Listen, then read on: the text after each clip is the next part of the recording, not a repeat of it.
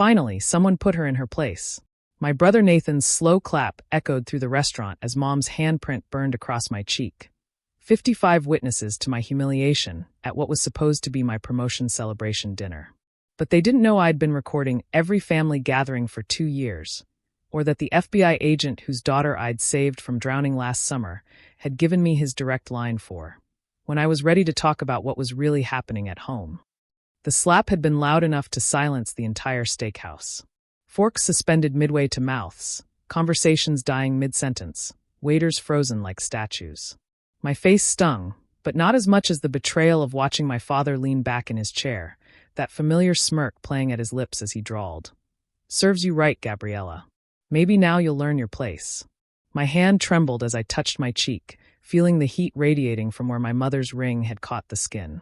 Around our table, my extended family sat in various states of shock and satisfaction. Aunt Diane nodding approvingly, Uncle Christopher avoiding eye contact, my cousins shifting uncomfortably in their seats. This was supposed to be my night, my celebration. Instead, it had become another trap. Nothing to say for once? Mom straightened her blazer, fixing me with that cold stare I'd known since childhood. Good. Maybe you'll finally stop embarrassing this family with your delusions of grandeur. Delusions. That's what she called my promotion to Chief Financial Officer at 32. That's what she called the accounting irregularities I'd discovered in the family business. That's what she called the truth. Cat got your tongue, Gabby? Nathan sneered, still clapping slowly. Or are you finally realizing that nobody wants to hear about your little theories anymore? I stood up carefully, my napkin falling to the floor. You're right. I'm done talking. Sit down, Dad commanded, his voice carrying that edge that used to terrify me as a child. We're not finished here. Yes, we are. I picked up my purse, my phone inside still recording. Enjoy your dinner. Enjoy your celebration. Enjoy it all while you can. Don't be so dramatic, Aunt Diane scoffed. You always were too sensitive. One little correction, and you act like the world's ending. One little correction. That's what they called a public assault. That's what they called years of financial fraud. That's what they called systematic abuse. Gabriella, if you walk out that door, Mom started. You'll what? Cut me out of the will. Too late. Dad did that 3 years ago when I refused to sign off on the false audit. Fire me from the company? Can't fire someone who already quit. Destroy my reputation? You've been trying that for years. I looked around the table one last time, memorizing their faces. They thought they'd won. They thought they'd finally broken me. They had no idea that the breaking had happened long ago, and from the pieces, I'd built something they couldn't imagine, an escape plan. Goodbye, I said simply and walked out. Behind me, I heard Nathan laugh. Let her go. She'll come crawling back by morning. They always do. The valet brought my car, the sensible sedan they'd always mocked me for driving when the rest of the family flaunted their luxury vehicles bought with embezzled funds. I sat in the driver's seat for a moment, touching my still-burning cheek, then pulled out my phone. 3 calls. That's all it would take. The first was to Special Agent David Martinez. Gabriella? His voice was immediately alert. Are you ready? They just assaulted me in public. I have it recorded, along with admissions about the fraud, the tax evasion, and... I took a breath. The murder. Silence on the line. Then, how soon can you get to the field office? 20 minutes. I'll have a team waiting. Gabriella, are you sure? Once we start this, there's no going back. I thought about my Uncle Jonathan, who died in a boating accident 2 weeks after discovering the pension fund theft. About my cousin Marie, whose brakes had failed after she'd questioned the books. About all the family members who'd had unfortunate accidents after crossing my parents. I'm sure. The second call was to Harrison Whitfield at the Wall Street Journal. Ms. Romano? It's nearly 9 o'clock. I have the story you've been chasing for 5 years. Dynasty Industries fraud. All of it. Documents, recordings, everything. I heard him sit up straighter. What changed? They just showed their true colors in front of 55 witnesses. How fast can you mobilize a team? For this story, give me an hour. Where should we meet? FBI field office. Agent Martinez will coordinate. The FBI's involved? His voice sharpened with excitement. Gabriella, exactly how big is this? Bigger than Enron. My family's been stealing from pension funds, manipulating stock prices, and eliminating whistleblowers for 20 years. I have proof of all of it. Jesus. And you're sure? Mr. Whitfield, They just slapped me in public for suggesting we should maybe follow accounting regulations. Yes, I'm sure. The third call was the hardest. I sat in the FBI parking lot, staring at the contact simply labeled M. She answered on the first ring. Did they hurt you? Mom slapped me. In front of everyone. Nathan applauded. Silence. Then, I'll kill them. No, Marissa. We do this the right way. The legal way. Gabby, I'm your girlfriend. I'm allowed to want to murder people who hurt you. And as a federal prosecutor, you're really not supposed to say that out loud. She laughed, but it was strained. How bad is the damage? To my face? Or to their empire? Their empire can burn. I'm worried about you. I flipped down the visor mirror. Mom's handprint was still visible, a red brand across my cheek. By morning, it would bruise. I'll live. But in about 6 hours, they won't want to. Are you ready on your end? RICO charges are prepped and ready. The moment the FBI confirms your evidence, I can have warrants within the hour. Gabby, your whole family's going to prison. Not the whole family, just the guilty ones. That's still most of them. She wasn't wrong.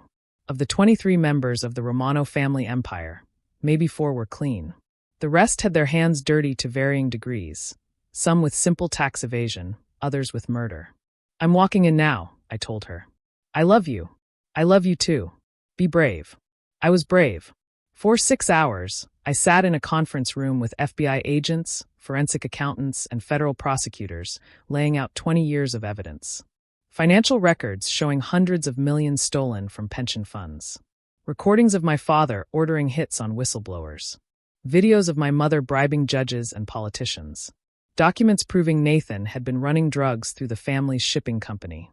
This recording from tonight, Agent Martinez said, playing back the dinner audio. Your mother admits to knowing about your Uncle Jonathan's murder. Listen at 7:23, I said. Right after she slaps me. Mom's voice crystal clear. You want to end up like Jonathan? Keep pushing. Keep threatening this family with your righteousness, and see what happens. That's a direct threat, one of the prosecutors noted. And an admission. There's more. I pulled up another file. 3 months ago, Nathan and Dad discussing Marie's accident. Nathan's recorded voice filled the room.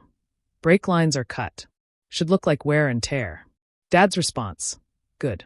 Make sure the mechanic knows to keep his mouth shut. Last thing we need is another Jonathan situation. By 3 a.m., they had enough for warrants.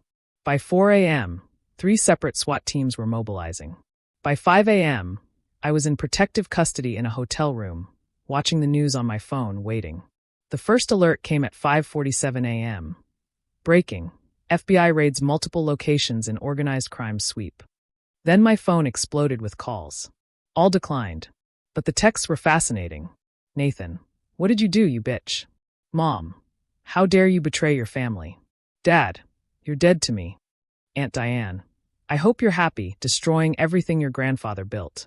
Uncle Christopher. Gabby, I'm sorry. I should have stood up for you. I should have said something. Too little, too late, Uncle Chris. The news coverage was wall-to-wall by 6 a.m. Helicopter footage of FBI agents leading my father out in handcuffs. My mother screaming about lawyers as they arrested her in her silk pajamas. Nathan trying to run and being tackled in his driveway. Harrison's story went live at 6:30. The Romano crime family, how a dynasty built on fraud and murder finally fell. My phone rang. Marissa. 23 arrests so far, she said. Your evidence is rock solid. We're looking at life sentences for your parents and Nathan. Lesser charges for the others, but still significant time. And the company? Seized. All assets frozen.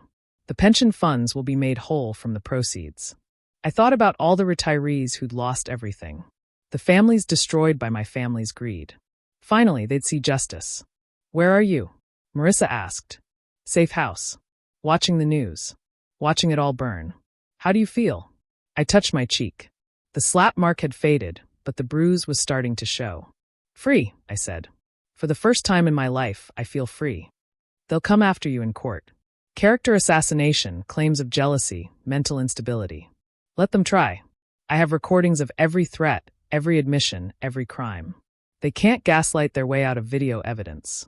Your mother's lawyer is already on TV claiming you're a disgruntled former employee with delusions. I laughed. Delusions that somehow produced 20 years of documented fraud? That's going to be a tough sell. You know you can never go back, Marissa said quietly. Even the family members who weren't arrested. You're dead to them now. I was dead to them the moment I refused to be complicit. The only difference is now it's official. Do you regret it? I thought about that slap. The smirk on my father's face. Nathan's slow clap. 20 years of being told I was too sensitive, too dramatic, too righteous. 20 years of watching them destroy lives while living in luxury. My only regret is not doing it sooner. Maybe Marie would still be alive. Maybe Jonathan. You can't think like that.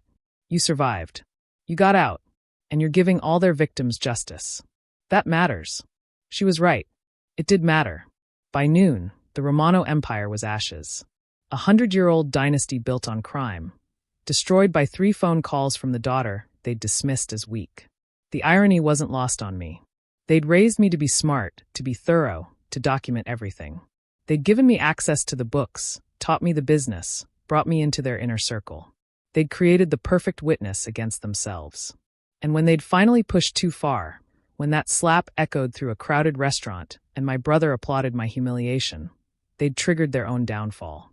My phone buzzed with one last text from a number I didn't recognize. This is your cousin Tony. Just wanted you to know. I'm proud of you. Someone needed to stop them. I'm glad it was you. Stay safe. Maybe I wasn't as alone as I'd thought. I turned off the news and closed my eyes. Tomorrow would bring lawyers and testimonies and more threats. But tonight, for the first time in my life, I could sleep without fear. They'd slapped me down in public, thinking it would keep me silent. Instead, they'd set me free. And in setting myself free, I'd freed everyone else they'd held hostage, through fear, through fraud, through murder. 3 phone calls. That's all it took to end a criminal empire. That and the courage to dial.